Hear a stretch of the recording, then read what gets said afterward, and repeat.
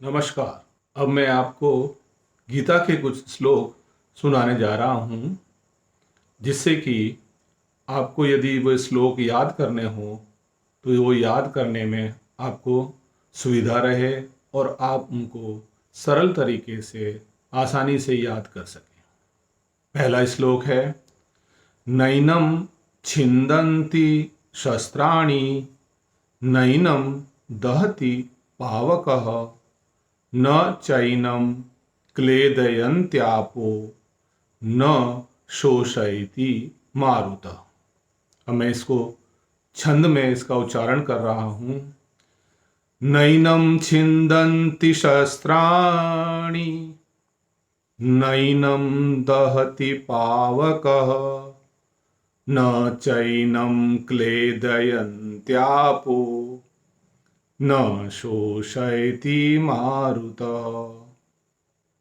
श्लोक का अर्थ इस प्रकार है कि इस आत्मा को ना तो कोई शस्त्र काट सकता है, ना ही अग्नि इसको जला सकती है, और ना ही जल इसको गीला कर सकता है, और ना ही हवा इसको सुखा सकती है।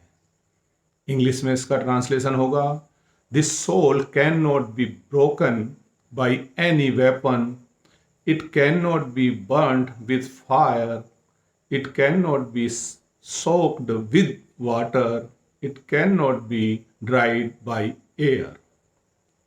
दूसरा श्लोक है, हतो वा प्राप्यसि स्वर्गम जित्वा वा भोक्ष्यसे महिम तस्मात् उत्तिष्ठ कौन्तेय युद्धाय कृत निश्चय।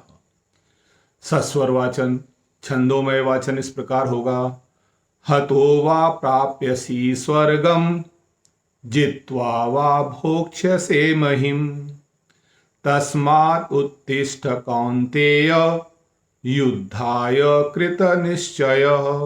एक बार और उच्चारण कर रहा हूं, हतो वा प्राप्यसि स्वर्गम जित्वा वा भोक्ष्यसे महिम तस्मात् उत्तिष्ठ कौन्तेय युद्धाय कृत निश्चय। श्लोक का अर्थ इस प्रकार है, हे कौन्तेय, आप युद्ध के मैदान में यदि मृत्यु को प्राप्त हो जाएंगे तो आपको स्वर्ग की प्राप्ति होगी, और यदि आप जीत गए तो इस पृथ्वी के राज्य का आनंद लेंगे।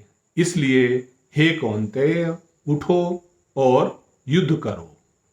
इंग्लिश ट्रांसलेशन है, हे what if you are killed on the battlefield, you will be get heaven, and if you win you will be enjoy the kingdom of earth, so get up and fight। अगला श्लोक है, यदा यदा हि धर्मस्य ग्लानिर्भवति भारत अभ्युत्थानम् अधर्मस्य तदात्मानं सृजाम्यहम्। छंदोमय वाचन इस प्रकार होगा, यदा यदा हि धर्मस्य ग्लानिर्भवति भारत अभ्युत्थानम् अधर्मस्य तदात्मानं सृजाम्यहम्। इसका उच्चारण हम इस प्रकार भी कर सकते हैं, यदा यदा हि धर्मस्य ग्लानिर्भवति भारत अभ्युत्थानम् अधर्मस्य तदात्मानं सृजाम्यहम्। श्लोक का अर्थ इस प्रकार है, जब जब धर्म की हानि होती है और अधर्म की उन्नति होती है, अधर्म बढ़ता है, अधर्म का वर्चस्व कायम होता है, तब तब मैं अपने आप का सृजन करता हूँ, अर्थात मैं अवतरित होता हूँ। ये भगवान श्री कृष्ण अर्जुन से कह रहे हैं।